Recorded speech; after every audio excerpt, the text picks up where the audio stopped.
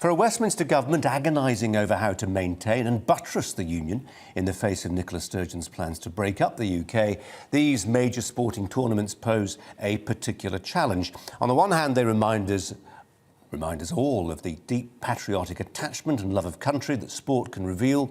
On the other, as anyone who sat in a bar in Glasgow or Cardiff when England are playing will testify, sport can divide as well as unite.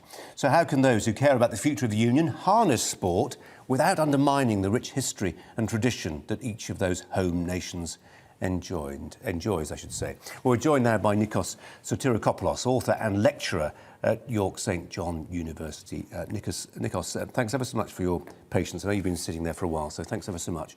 No problem. Take us back to the Athens Olympics and to what extent that helped heal a fractured nation. Well, not even the Olympics. 2 months before the Olympics, we won the Euro, and it was as if you were in a different country. Everyone was kinder on the road. We loved each other a bit more. There was no road rage. So in a way, it brings you closer to your community because you are both focused. You're all focused on something positive. You're focused on an achievement. So you put aside your petty differences, and for once, you don't focus on disintegration or on division, but you focus on something positive.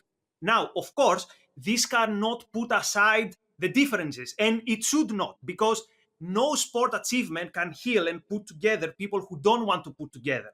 And an obvious example is Yugoslavia in the early 90s. They had the best basketball team, perhaps in European history, but the players felt, no, I'm a Croat, you're a Serb, and the sport not only didn't manage to heal, but actually it triggered the further disintegration. Yeah. So these days, I would say you should enjoy them because this sense of unity usually does not last. But while it lasts, it's definitely something inspiring, and it's definitely something which is worth enjoying.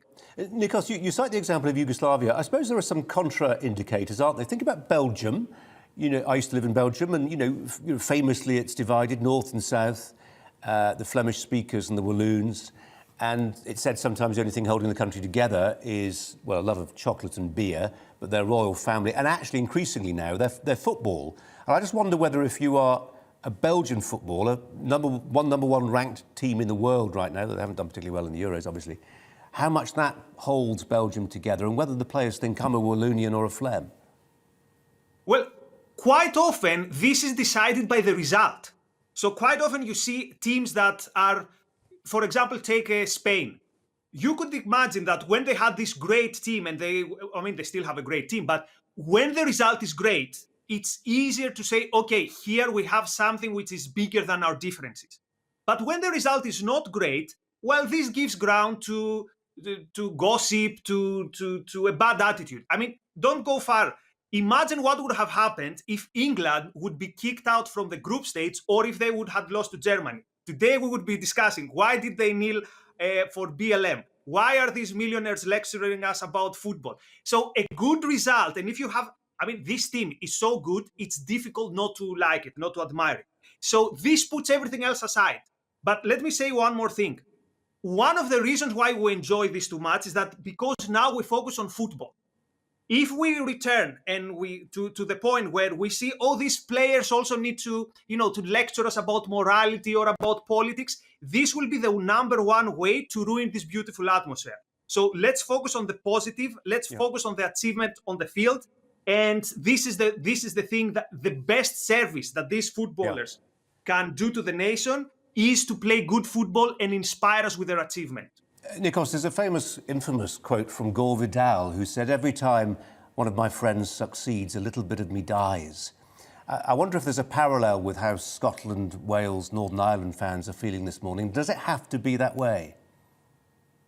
Well, look, it depends. So take club football. When Liverpool wins, if you're a United fan, you don't like it. But then when you see, for example, Henderson or other Liverpool players on the national team, now it's something bigger.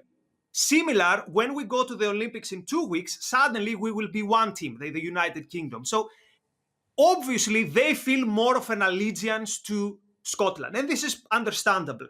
The question is, who is your final arbiter? It should be your judgment and reality. And reality says, look, this is a good team. okay, I don't really like the English, someone would say, so maybe I'm not super happy, but still I have to recognize reality. This is a good team.